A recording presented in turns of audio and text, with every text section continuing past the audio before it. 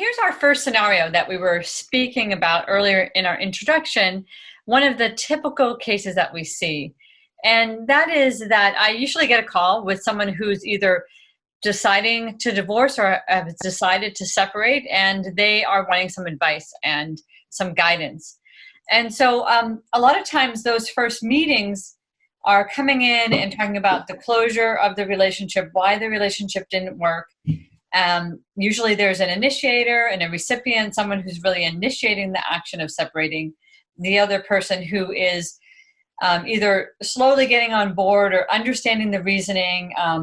The couple has typically decided they don't want to work on the relationship anymore, and they have kids, so they are concerned about what will happen to their kids and how they'll make a series of decisions. And where I call you, Cindy, is to try to help them demystify some of the legal aspects of separating so that they can feel that they're fully knowledgeable and aware of what the steps are and what they have to go through.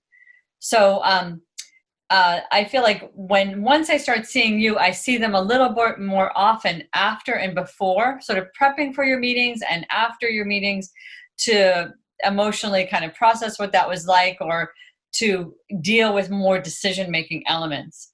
So can you run us through a typical scenario of when we have this kind of case and when people come into your office, what do you tell them? What do you do in the first few meetings? How long does it take? What's your typical process? Sure. So if they come and they just want information, as many do, they want to have what I call a planning meeting. What I do is educate them on the process and then give them a lot of materials, and we go through them so they can understand the issues regarding dissolution, what's going to be involved. And we look at each issue, such as date of separation, community and separate property, and I can run the numbers for the child and spousal support. And we discuss all their issues. And I educate them on how it would work if they can come to an agreement, and they never would have to go to court, but whatever they have to agree on. And as we meet, and I can meet with both of them, which I prefer, sometimes it's two separate meetings depending on the emotions of the couple. And sometimes just one party, the other just doesn't want to participate. But by understanding how the legal process works and then looking at each of their issues, it helps to use the word you use, demystify the whole process. And they know where they have to come to an agreement. Sometimes they start off and they think they're totally in agreement. And then when they look at the various factors involved in their situation, they realize, no, they're not quite in agreement on certain things. And so we work out a plan to help them come to an agreement. And lots of times they have to continue seeing you because of the emotions that are involved as we go along. Sometimes they have to go get their home evaluated or pension plan evaluated to see how they're going to distribute and divide those things. And it totally depends on what their issues are. And they have to know, if they have children, as these couples do, what the guideline child support is. So we look at those numbers, and then we can talk about their situation, their budget, if they have one. If they don't have one, I help them prepare a budget, and the court documents actually call for that. So it's good prep work to do. Mm-hmm. And so if they need more time before they're ready to start, then that meeting's usually an hour long, possibly an hour and a half, but not a real long meeting. Mm-hmm. If they come to me and they're ready to start the paperwork and we haven't gone through any of the issues, then the meeting's usually around 2 hours to get through everything. I see. Uh-huh. So I usually watch people kind of go through a certain period. They start understanding their emotional reasons for wanting to separate. Then they start getting into practical, rational reasons, things that they need to discuss in order to be able to separate. or to be able to live apart, or what kind of situation are they going to live in. It's especially since I see families, most typically I see families. And so people are really needing to make a plan and to figure out how are they going to address everything as it comes up. When I'm working with people, I'm usually helping them fill out the parent settlement agreement so that they can understand visitation, also how much child support they might be getting, how they're going to really be able to fund, if they're going to be living in 2 separate homes, how they're going to be able to fund that, or what else are they going to have to do? What are their other options? So then I'm sending them to you for things like the DISA master, which would be how much child support each parent would have to pay and what the expenses are. So every time I feel like I'm meeting with somebody emotionally, at the next level of the meeting, they're trying to get practical, financial, legal information from your meetings. And I feel like that's kind of how we work back and forth on these subjects. And I'm not an attorney. I'm registered and bonded to do this work, and I also mediate issues. So I'm not giving them legal advice, but I give them the written information, and then we go through that to help them understand it. And we have a good discussion about that, so they really feel very well educated, and they know what they need to do, either to come to an agreement or to proceed forward.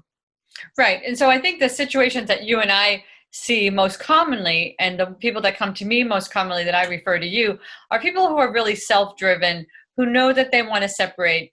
They are in basic agreement about most things. There are going to be those sticklers. Like I always tell clients, don't be afraid to find that one thing that you don't really agree on, because that's going to be there's always going to be one that represents either what the marriage meant or the long-term relationship meant, or what they each feel like is symbolized as something that they want to hold on to.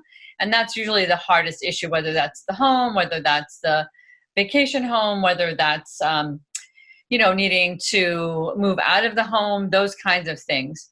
Or go back to work, like maybe the vision of how they were going to have a family has to shift and change. So with me, they're working on the parent settlement agreement. And I typically send like an addendum items of things that we've agreed on and examples of custody calendars and separation dates and how they're managing to plan this transition for their family. And then they're also working on their marital settlement agreement with you. Exactly. And some of those things people have agreed on, and some of them people haven't thought about. What would you say they're separating out mostly? That they're retirement plans, or they have a couple of homes. I just set off a meeting with one couple, and they have 3 homes. And at first they came to me and said, oh, we'll just keep them jointly. Well, that doesn't quite work. It's not a very good plan. And so we have to, now they've gotten pre-qualified so they can each refinance and keep a home. And then on the joint vacation rental, they'll decide, how to handle that, how to keep the deed and deal with the expenses involved with that home. So that's one of the issues. Right. And I think sometimes people are coming because they don't want to spend a lot of their monies on legal fees. They really want to see what they can do on their own and have the kind of legal financial advice that they need. So I know sometimes when people go to you, if they need more specialized advice, we'll be referring them out to people that can do more of an evaluation on a business or those kinds of things. But anytime I see someone or a family that has a lot of inequity, whether it's like someone is very dependent on somebody economically, or there's a real vast difference between the 2 members of the family, the couple, and someone's at a disadvantage, I always like to have more people involved so that there can be the education of the law.